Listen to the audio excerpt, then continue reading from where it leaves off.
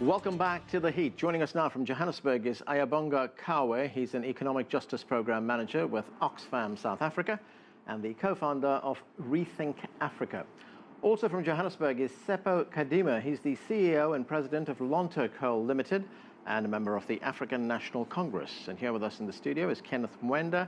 He's a Rhodes Scholar, the author of 29 scholarly books and a Professor of Law at the University of Pretoria. Thanks to all of you for joining us. Ayabonga, when we look at these protests in South Africa, they're pretty robust protests. They've got very violent in many instances. Is there a feeling among students in South Africa that they've been left behind? Indeed, there may be that feeling among large parts of the South African population as well, that in post-apartheid South Africa, they've just been left behind. I think certainly the entry point of the protests is the question of fees and the chronic underfunding of the higher education and tertiary sector in South Africa. But I do think that, the students in many ways, I think, using the fees question as an entry point, are beginning to ask other questions within the society.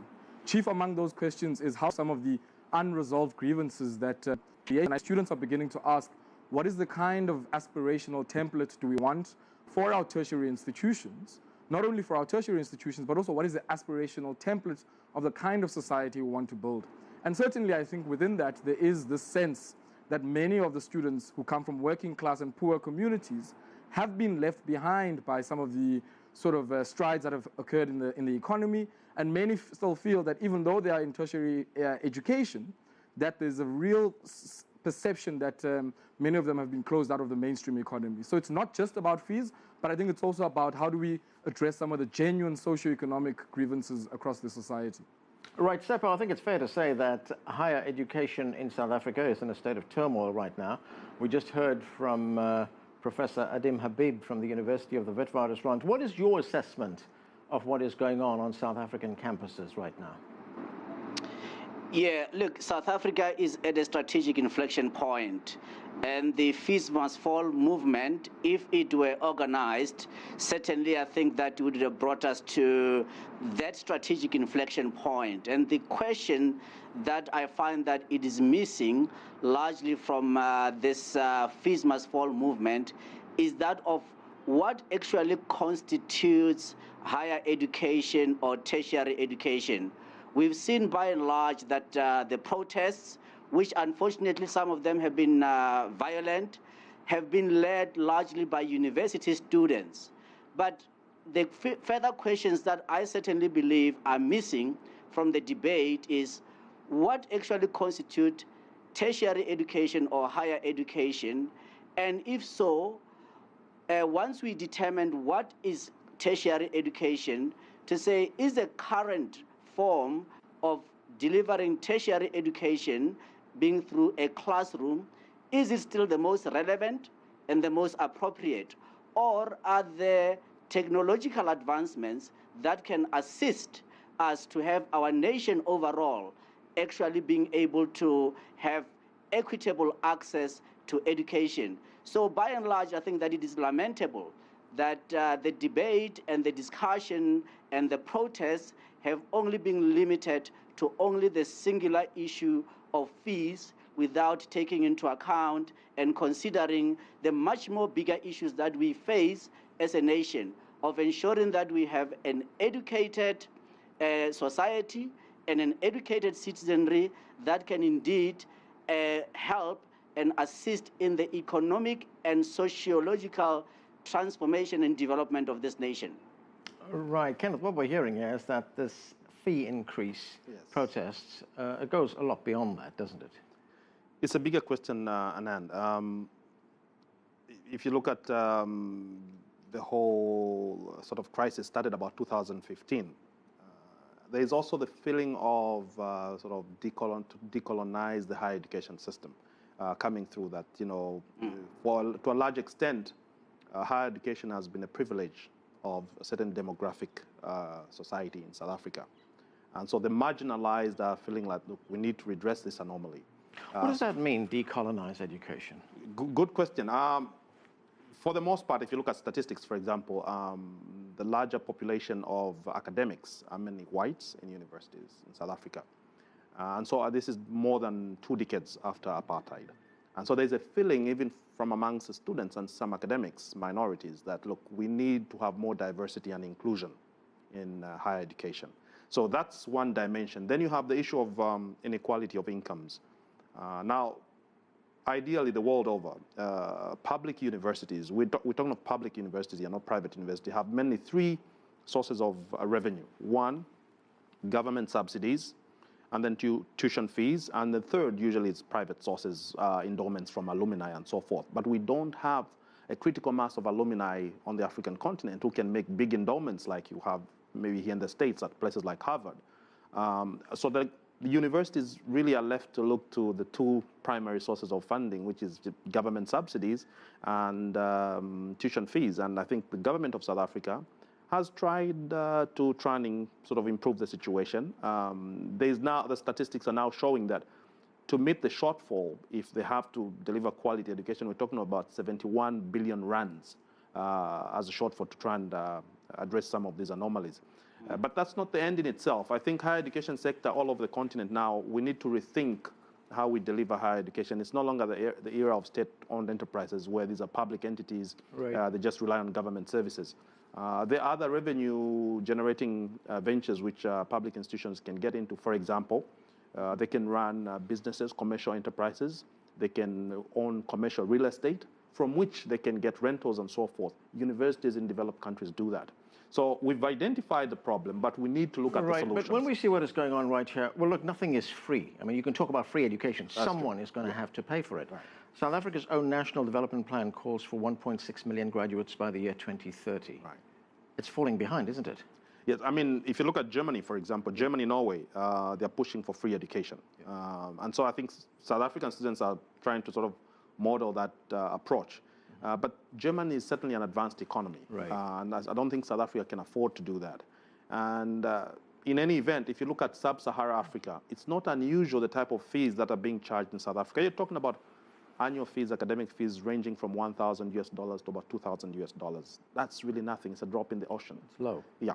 Compared, for example, to the US. Of course, you can talk of kids coming from low-income families and so forth. They wouldn't afford. But there are ways in which you can address that. You can have, for example, scholarships which are merit-based to try and address some of those anomalies. Scholarships for the underprivileged. You can have those type of schemes. Okay. Let me get back to Johannesburg. Yes. Ayabonga, students have a good cause. They have genuine grievances. But are they not undermining it by resorting to violence in many of these protests, destruction of university property as well? And perhaps in one of their most astounding actions, they were burning down libraries. Look, I think there's two dimensions to that question. The first one is, from the perspective of the student movement itself. And I think there are many leaders within the student movement who have come out and said they distance themselves from some of the acts of violence that have not only happened on campuses, but also on the streets that happen to sit alongside some of these campuses. But on the other hand, I think we must also acknowledge that there's been a high level of provocation of students. If you look, for instance, what happened in Fees Must Fall in 2015, since that moment up until now in October 2016 and now even in November, you have not had, for instance, at the University of the Witwatersrand here in Johannesburg, any day on campus over that year where you didn't have private security on campuses. Now, universities are places for the sharing of knowledge, the dissemination of knowledge, and the generation of knowledge. And I think even in instances where there wasn't large mass action on campuses, you still had this overarching and very intimidating presence of security on campuses. And I think in that kind of environment, you're likely to have a situation where a lot of anger escalates into violence at the behest and provocation of some of these private security companies. Okay. Seppo, how serious is the government about resolving this problem? We know that the country's President, Jacob Zuma, has put together a group of cabinet ministers to address the issue. Also, state security officials are in this group, but he excluded the finance minister. That's a man who holds the country's purse strings. Does this tell us that the president is serious about addressing this, or is he playing politics with it?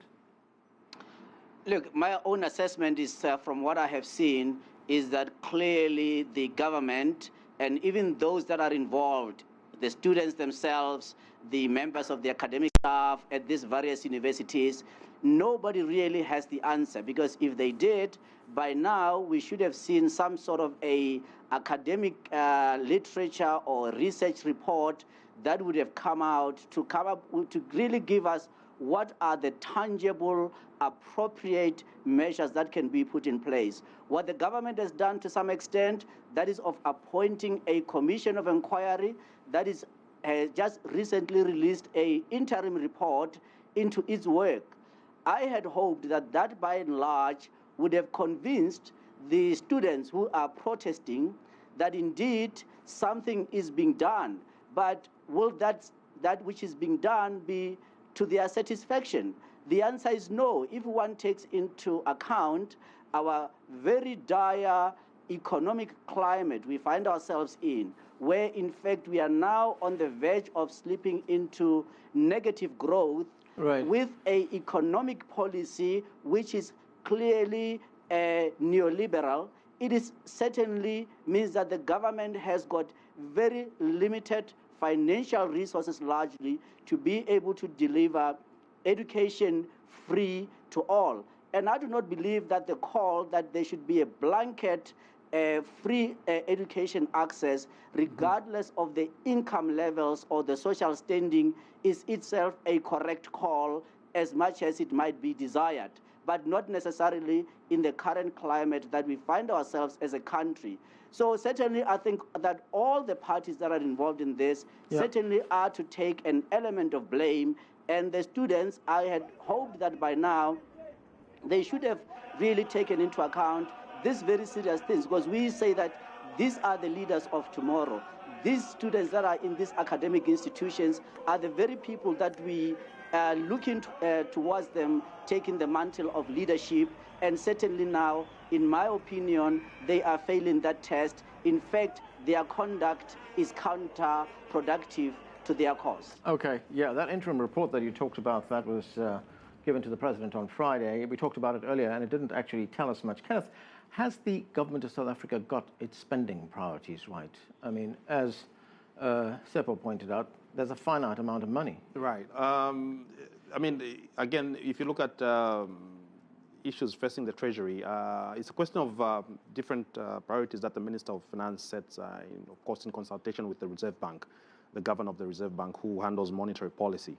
But really, we cannot prejudge them, because right now there's a commission of inquiry that is going on the fees. But what I want to point out is that I think we need to depoliticize our universities on the continent. You know, the universities are not a medium or channel where to air grievances which are of a partisan political nature, masquerading as intellectual arguments. And I think that is very common in Africa. Now, I do understand the grievances of the students, but let's be realistic. There's nowhere in the world, in Africa included, where you're going to get free education. Not even in the poorer parts of Africa. South Africa is a much stronger economy. And South Africa, if you look at the rankings of universities, the top 10 universities, starting with UCT, University of Cape Town, they're all South African universities. They have something that they can hold on to in terms of a quality education. But if we're going to retain the best university lecturers, best academicians, we have to be competitive. There's no doubt about it. And that requires resources.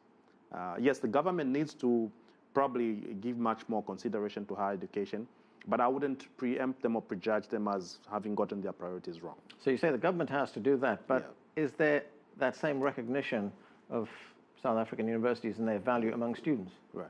Yes, I mean, I hope the students do realize that.